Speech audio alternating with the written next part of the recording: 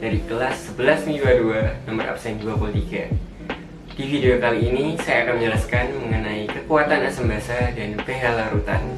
Sebelumnya, kita cari tahu pengertian dari asam dan basa itu sendiri. Ada 3 konsep atau teori mengenai asam dan basa. Yang pertama dari Arrhenius.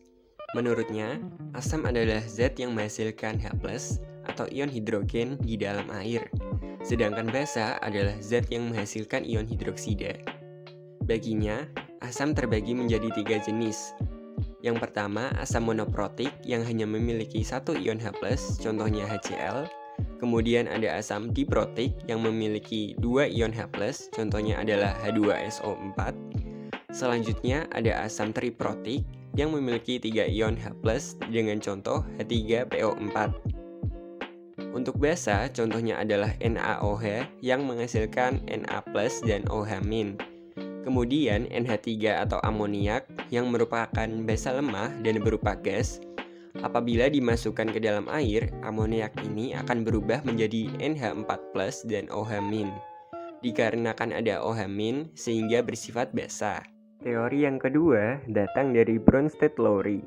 Menurutnya, asam adalah zat yang memberikan atau mendonorkan proton, dan basa adalah zat yang menerima atau akseptor proton.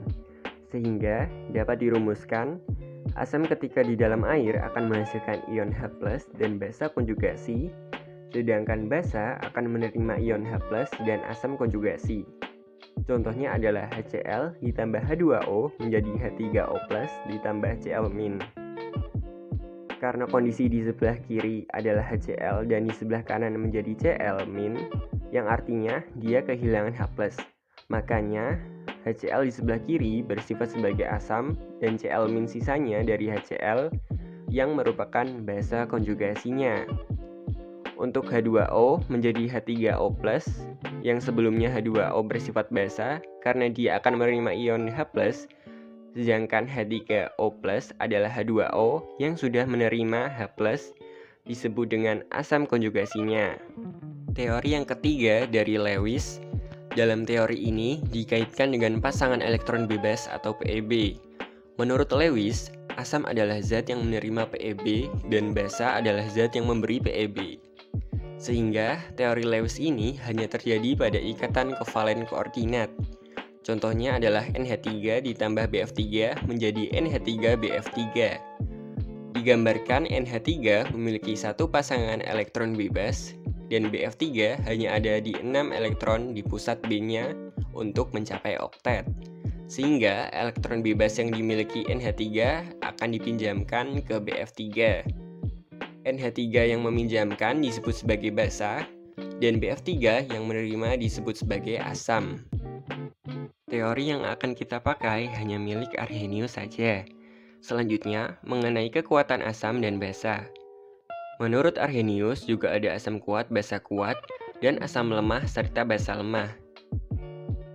Asam dan basa kuat adalah asam atau basa yang sebagian atau seluruhnya terurai menjadi ion-ionnya.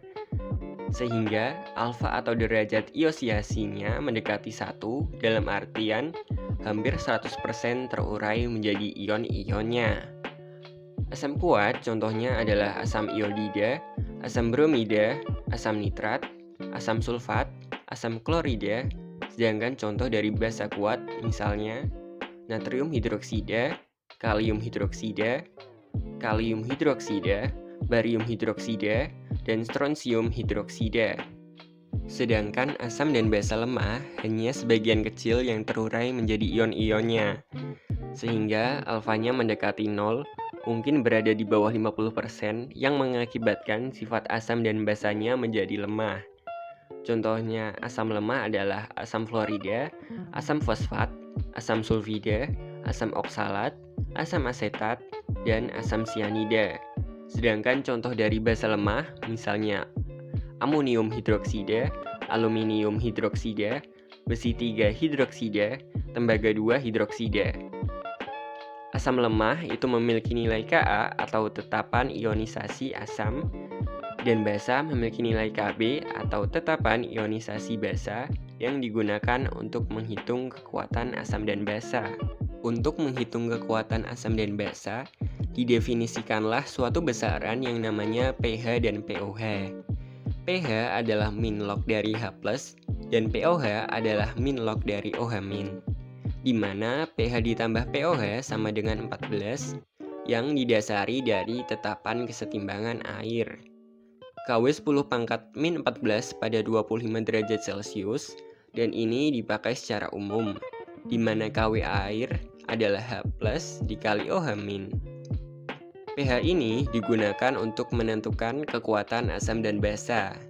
Untuk asam, pH-nya pasti di bawah 7, kemudian netral, pH-nya tepat pada 7, dan basa pH-nya di atas 7. Semakin kecil pH-nya, maka semakin asam, dan semakin besar pH-nya, maka semakin basa. Untuk menghitung pH asam kuat dan basa kuat, caranya adalah molaritas dari zatnya dikali valensi. Valensi adalah jumlah H+ atau jumlah OH- di dalam basa. Untuk asam lemah dan basa lemah dihitung dari Ka dikali molaritas lalu diakar, atau bisa dengan derajat iosiasi dikali molaritas.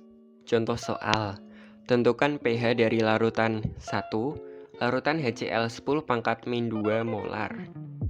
HCl adalah asam kuat karena biasanya asam lemah diketahui Ka atau Kb-nya.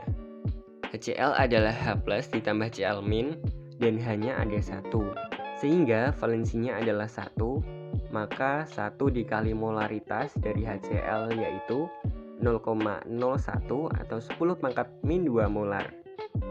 pH-nya adalah min log dari H+. H+ satuannya harus dalam molaritas, maka pH sama dengan min log 10 pangkat min 2.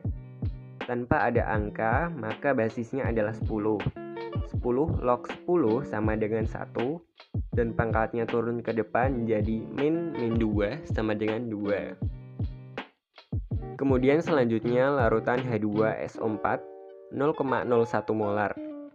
H2SO4 adalah 2H+ ditambah SO4 3-. H2SO4 memiliki 2 ion H+ sehingga harus dikali 2. Maka H+ sama dengan 2 dikali molaritas. Molaritasnya adalah 0,01 atau 10 pangkat min 2 molar. pH-nya sama dengan min log 2 dikali 10 pangkat min 2. Perkalian di dalam logaritma menjadi jumlah, jadi sama dengan min dalam kurung log 2 ditambah log 10 pangkat min 2 kurung tutup, sehingga diperoleh min log 2 plus 2 atau 2 min log 2.